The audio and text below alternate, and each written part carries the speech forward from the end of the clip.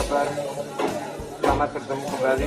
Kali ini channel Surya Kabar bincang dengan Mas Hifreri, Sekretaris Tim Futsal PON Jatim.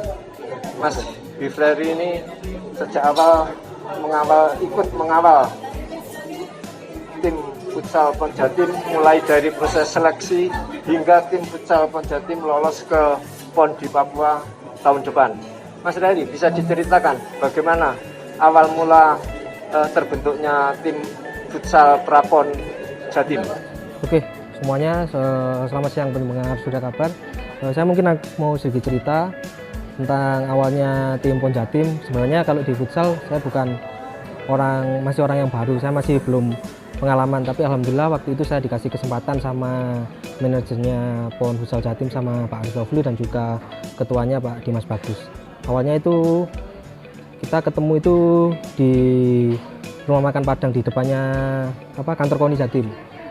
Di situ ngobrol-ngobrol Pak Dimas sama Pak Aristofli tentang siapa pelatihnya. Waktu itu disodorkan beberapa nama. Terus yang saya paling ingat itu waktu itu bilangnya gini aja Mas Dimas, saya itu Pak Arisnya bilang gini aja Mas Dimas, saya itu cari pelatih itu yang penting orang Jawa Timur, dan yang satu lagi yang penting hoki itu gimana Pak, yang sering juara. Akhirnya yang dipilih Mas Eko Purbo. Ya, ini pertama kali saya ketemu sama Mas Eko Purbo. Ya, dari situ kita mulailah tahap-tahap seperti seleksi pemain dan lain sebagainya gitu Pak. Waktu itu bulan apa Mas? Waktu itu bulan September akhir-akhir, masuk bulan Oktober waktu itu. Mulai awal pembentukan tim, dari awal proses seleksi ya? Iya, waktu itu bulan September akhir itu kita mulai seleksi. Seleksinya kan waktu itu ada di 2 kota. Yang pertama ada di Malang dan di Surabaya. Akhirnya ketemu beberapa pemain sampai akhirnya dalam proses latihan itu sekitar 18 pemain. Jadi praktis pemusatan latihan hanya sekitar 1 bulan? Menuju pertandingan kurang lebih 1 bulan. Kan pertandingannya bulan Desember. Iya. Mulai tanggal pertengahan Desember iya, ya, tanggal 16. Nah, selama pemusatan latihan mungkin bisa diceritakan. Kalau tim Jatim yang dulu kan bebannya itu gini, tim Jatim yang dulu prestasinya bagus, dapat perunggu. Lah semuanya pasti mau lah, kita nggak mungkin kalau nggak target, pasti semuanya pengen gimana caranya kita bisa mengulang dapat perunggu lagi. Terus waktu pemusatan latihan, jadi seolah-olah Mas Eko itu di latihan itu intinya anak-anak itu nggak ada waktu buat istirahat. Anak-anak itu latihan pagi, latihan sore, latihan pagi, latihan sore, latihan malam itu ada kelas. Jadi praktis anak-anak itu nggak ada sempat waktu kayak habis latihan itu ngobrol atau ngopi atau mungkin anak-anak ke kafe, atau meskipun pemusatan latihannya di Malang, di sini banyak tempat rekreasi, nggak ada waktu untuk itu karena memang diciptakan sama Mas Eko itu ya kayak orang mau siap-siap perang gitu loh Pak Eko. Jadi memang fight gitu ya, maksudnya gitu. Dengan waktu yang relatif mepet, otomatis tryout keluar kota juga minim Mas ya? Tryout keluar kota itu kita minim Pak Eko. Waktu itu kita tryout itu cuma beberapa kali, kita ke Surabaya lawan BTS sama Mutiara. Itu sudah mulai ada progres lah. Jadi yang namanya ini kalau saya bilang ini tim akselerasi Pak. Nggak ada orang itu, tim itu biasanya persiapan minimal 3 bulan, 6 bulan, bahkan yang tahun-tahunan. Kita cuma persiapan 1 bulan ya, kalau sekolah lagi kita bilang akselerasi lah. Waktu itu seperti itu. Menginjak usai pemusatan latihan, menginjak tampil di Prapon, Iya. itu kan pembagian grupnya langsung ditentukan oleh PB, Iya. PB atau federasi. Iya. Nah, itu Jatim satu grup dengan DKI, Iya. kemudian ada Jawa Tengah dan DIY. Nah, ini banyak pihak menyebut ini grup neraka bagi Jatim. Iya. Bagaimana ini?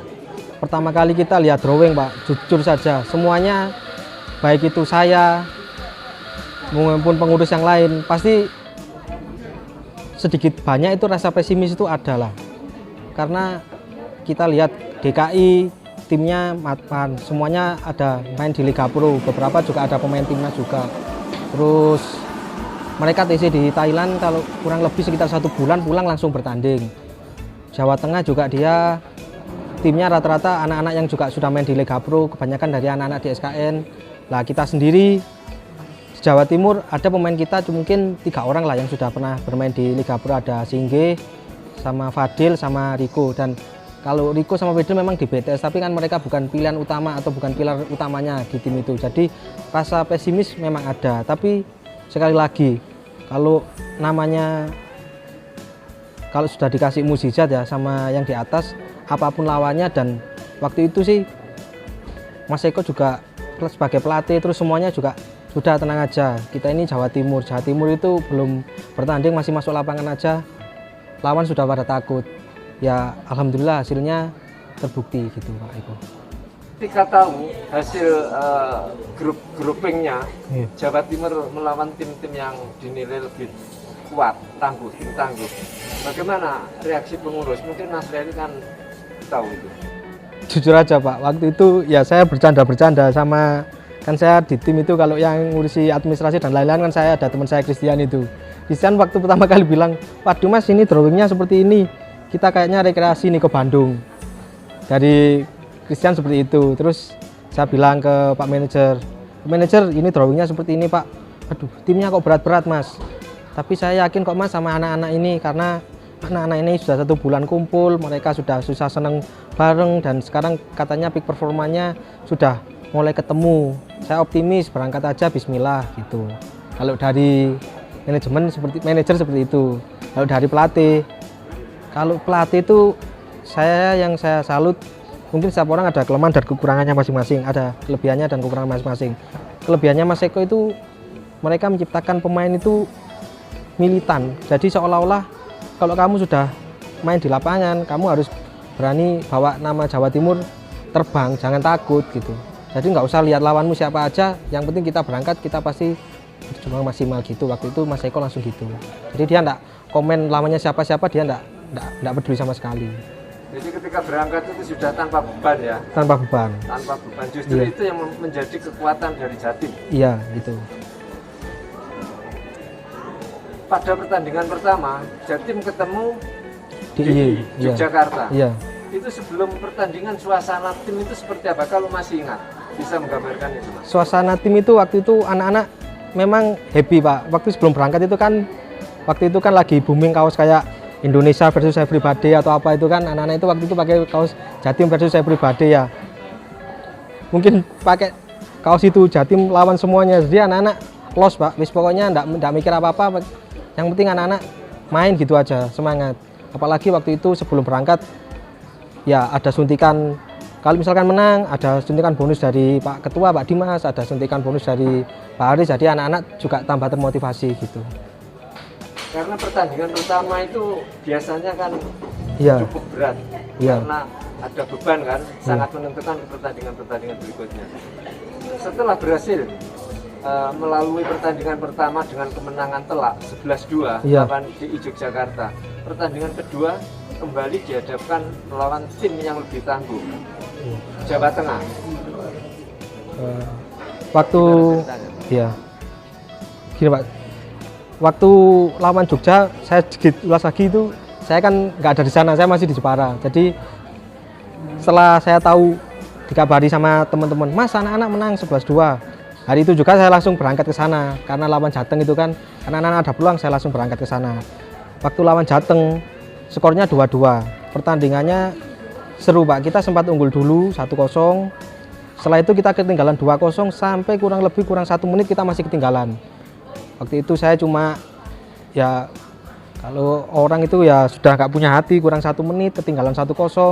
Waktu itu Mas Eko minta time out, terus Mas Eko panggil Messi itu, Andriano yang anak yang kidal itu Pak, yang dari Sidoarjo, bilang, Messi ayo main power play. Main power play kurang 10 detik Januadi cetak gol 2-2. Semua tim itu rasanya seperti orang, ya semuanya selebrasi lah, sukacita.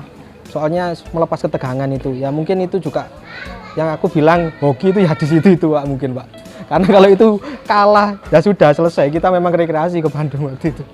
Dan itu membuka peluang yang kemudian membuat motivasi tanding pemain-pemain Jatim semakin berlipat-lipat ketika menjalani pertandingan terakhir melawan DKI. Iya. lawan DKI itu pun kan masih ditutup harus menang gitu. Iya, kan satu grup itu kan isi 4, karena diregulasi mungkin Pak Eko juga tahu sendiri lah, cuman teman-teman futsal Jawa Timur juga pasti yang ikuti tahu kan, cuma diambil satu grup. Kalau waktu itu ya satu grup satu tim kan yang lolos. Kalau misalkan waktu itu yang kita draw, kita nggak lolos Pak waktu itu Pak. Iya. Mau nggak mau, berapapun skornya draw meskipun 3 sama, 4 sama, 5 sama, 7 sama kita nggak lolos. Mau nggak mau kita harus menang, all out. Jadi sebelum pertandingan itu saya masih ingat Pak, anak-anak itu habis lawan Jateng itu pulang itu jam 11 atau 12 malam kita sampai penginapan. Hari itu juga anak-anak sama Mas Eko, sudah kalian makan 1 jam lagi kita meeting. Waktu itu sama Mas Eko gitu. Waktu meeting itu semuanya dikupas lah satu-satu. Video pertandingannya DKI kan sudah ada di tim pelatih. Itu dikupas gimana cara mereka menyerang, gimana cara mereka bertahan. Sampai jam 2 atau setengah 3 selesai. Setelah itu anak-anak baru istirahat biar besoknya siap. Pertandingan waktu itu sore Pak. Kalau tensi pertandingannya tinggi, kita ketinggalan dulu waktu itu 1-0 sampai babak pertama. Plus kita kena kartu merah Akmal waktu itu. Mulai babak kedua kipernya DKI itu kena kartu merah. Setelah itu semuanya berubah, mereka tidak punya kiper lagi. Akhirnya kita bisa terus cetak gol, skornya 5-1. Kalau orang bilang memang olahraga kan nggak bisa dihitung sama seperti matematika. Kalau hitungan di atas kertas, Jawa Timur lawan DKI, ya saya yakin semuanya misalkan prediksi atau seperti apa pasti semuanya pegang DKI. Secara DKI timnya lebih bagus, timnya lebih siap, latihan panjang, mereka ke luar negeri ke Thailand, ada beberapa pemain timnas seperti Afif Rizky. Kita ya intinya gitu, tapi ya semangat Jawa Timuran sama mukjizat itu aja, kita bersyukur bisa lolos gitu Pak Eko. Mas Rari, Iya. ini wawancara ini kan di Batu ini. Iya. Saya senang melihat view, kemudian suasananya juga Iya. cukup mendukung. Saya masih mau mengajukan pertanyaan lagi. Oke, kan ya, nggak siap. keberatan kan? Nggak apa-apa Pak, tenang aja. Jadi setelah lolos, Iya. ini kan kemudian ada pandemi, teman-teman menjalani latihan di rumah masing-masing. Iya. Ini belum tahu kapan kemudian akan memulai latihan lagi. Kira-kira nanti seperti apa untuk proses pemusatan latihan berikutnya? Kalau ini kan sementara memang training for home Pak. Jadi anak-anak ini sementara latihan di rumah. Untuk program latihannya disiapkan sama Pak Eko sebagai pelatih dan juga ada Mas Anis itu untuk pelatih fisiknya. Setiap hari anak-anak memang latihan-latihan itu ini kira-kira sampai tanggal 16 Agustus. Memang kalau ketentuannya dari KONI sementara ini harus training for home dulu. Nanti sekitar bulan September atau Oktober mulai kita bisa mulai pusada menghadapi normal ini, new normal ini seperti apa. Kalau sebelum kita kena pandemi sudah banyak rencananya, kemarin sudah ada pembicaraan dari Pak Eko, terus juga dari Pak Ketua AFB, dari Pak Manajer. Ya kalau bisa anak-anak ini dijadikan satu tim, entah itu diikutkan di Linus atau di Liga Pro. Kemarin misalnya seperti itu biar jam terbangnya anak-anak untuk main itu bisa banyak. Terus juga kemarin ada rencana untuk TC ke luar negeri, entah ke Thailand atau ke Jepang mungkin. Tapi kita semuanya itu kan masih nunggu dari KONI juga dan sama nunggu selama pandemi ini nanti kapan berakhirnya. Kalau saya sih pengennya ya cepat bisa latihan, soalnya sudah kangen suasananya di tim itu kan nggak bisa tergantikan gitu. Tim-tim yang lolos ke PON kan ini sudah ketahuan. Iya. Kalau Mas Reri selaku sekretaris tim futsal Jatim ya, Iya. itu melihat peta kekuatan itu kira-kira seperti apa? Artinya yang tim-tim mana saja yang diwaspadai Jatim? Kalau saya Pak, kalau sebenarnya semua lawan pasti berat, nggak ada lawan yang nggak berat karena semuanya kalau pasti lolos kan semua pasti mempersiapkan timnya dengan baik. Nggak ada yang mau kita ke Papua asal numpang lewat aja kan nggak ada seperti itu. Tapi dua tim yang berat menurut saya di mana-mana kalau namanya cabang olahraga individu, cabang olahraga seperti sepak bola, futsal, bola voli atau yang lainnya pasti tuan rumah pasti bagus. Papua pasti bagus. Sama yang kemarin juara bertahan Jawa Barat, mungkin Papua sama Jawa Barat mungkin yang menjadi lawan terkuat. Kalau saya harapannya sih prestasi Kalau mimpi kan harus tinggi Pak Eko. Nanti kalau misal mimpinya tinggi kan jatuhnya masih di bintang-bintang. Kalau mimpinya nggak tinggi, misalkan tanya targetnya seperti apa, nanti cuma semifinal, nanti kita jatuhnya sampai di 8 besar kan nggak enak. Mending targetnya apa, juara, entah nanti dapat emas atau dapat perak atau perunggu. Kalau misalnya dapat emas kan ya alhamdulillah gitu kan, nggak masalah. Gitu Pak Eko. Kemarin kan dapat perunggu. Iya. Ini nanti harus lebih baik dari itu ya.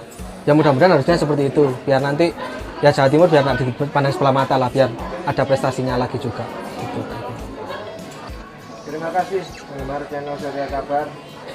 Baru saja kita berbincang-bincang dengan Mas Rery, asisten sekretaris tim futsal PON Jatim.